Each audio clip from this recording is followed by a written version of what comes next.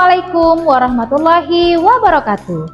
Hai Ananda semuanya, apa kabar? Berjumpa kembali dengan Ibu Aida Maulinawati SPD. Pada video kali ini kita akan mempelajari tentang materi kelas 5, yaitu tentang materi ekosistem. Apa itu ekosistem? Ekosistem adalah hubungan timbal balik antara komponen abiotik dan komponen biotik. Ekosistem digambarkan sebagai tempat di mana makhluk hidup seperti tumbuhan dan hewan hidup bersama dengan benda-benda tak hidup seperti air, tanah, dan udara.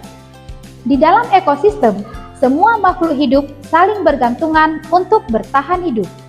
Komponen ekosistem. Ekosistem terdiri dari dua bagian utama. Pertama, makhluk hidup atau disebut dengan komponen biotik. Yang kedua, benda tak hidup yang disebut dengan komponen abiotik. Kedua komponen ini bekerja sama untuk menciptakan lingkungan yang seimbang. Yang dikatakan dengan komponen biotik yaitu tumbuhan, hewan, dan manusia. Sedangkan komponen abiotik terdiri dari sinar matahari, udara, dan tanah.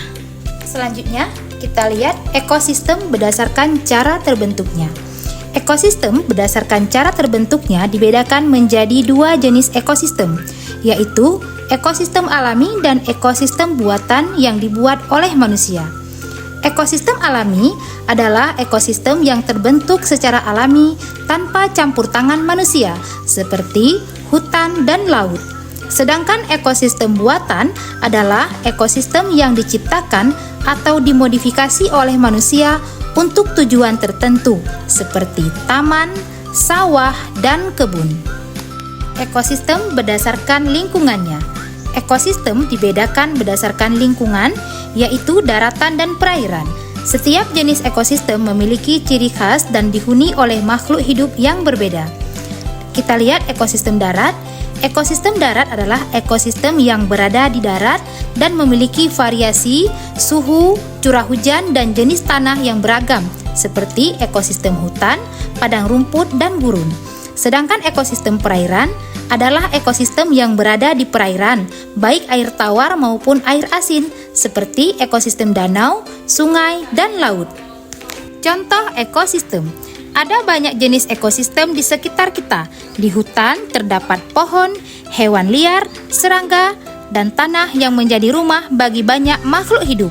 Di laut, ada ikan, karang, dan tumbuhan laut hidup bersama di air asin. Sungai merupakan ekosistem dengan air tawar, ikan, dan batu-batuan yang menjadi bagian penting. Aliran energi dalam ekosistem. Semua energi dalam ekosistem berasal dari sinar matahari.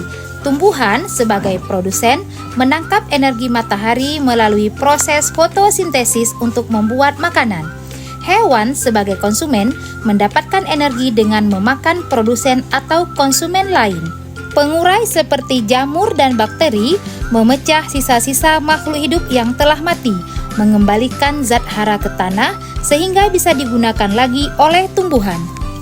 Selanjutnya kita akan lihat saling bergantung di ekosistem. Semua makhluk hidup di ekosistem saling bergantung. Tumbuhan butuh sinar matahari, air, dan tanah untuk tumbuh. Hewan butuh tumbuhan untuk makan. Bahkan, hewan dan tumbuhan butuh udara dan air yang bersih agar bisa hidup dengan baik. Rantai makanan dan jaring-jaring makanan. Rantai makanan merupakan urutan sederhana perpindahan energi dari satu organisme ke organisme lain melalui proses makan dan dimakan.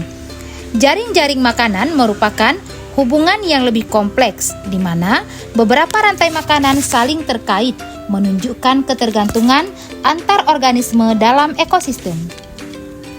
Nah, selanjutnya, pentingnya kita menjaga ekosistem. Ekosistem sangat penting bagi kehidupan. Jika ekosistem rusak, hewan dan tumbuhan akan kesulitan untuk hidup. Misalnya, jika kita menebang terlalu banyak pohon, hewan yang tinggal di hutan akan kehilangan rumahnya. Jika kita mencemari sungai, ikan dan makhluk hidup air lainnya akan mati. Oleh karena itu, menjaga kebersihan dan keseimbangan alam adalah tugas kita semua. Dampak dari kerusakan ekosistem. Jika kita tidak menjaga ekosistem, banyak masalah yang bisa terjadi. Polusi udara bisa membuat kita sulit bernafas. Polusi air membuat air tidak bisa diminum.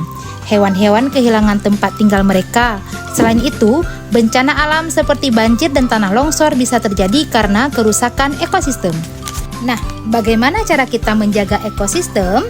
Cara kita menjaga ekosistem adalah kita bisa mulai dengan menanam pohon, menjaga kebersihan lingkungan, dan tidak membuang sampah sembarangan. Dengan melakukan hal kecil ini, kita bisa membantu menjaga ekosistem agar tetap sehat. Demikianlah video kita pada hari ini tentang materi ekosistem. Sampai berjumpa kembali untuk video-video selanjutnya dengan materi yang berbeda. Ibu ucapkan terima kasih banyak. Ibu akhiri dengan wabillahi taufiq wal hidayah. Wassalamualaikum warahmatullahi wabarakatuh.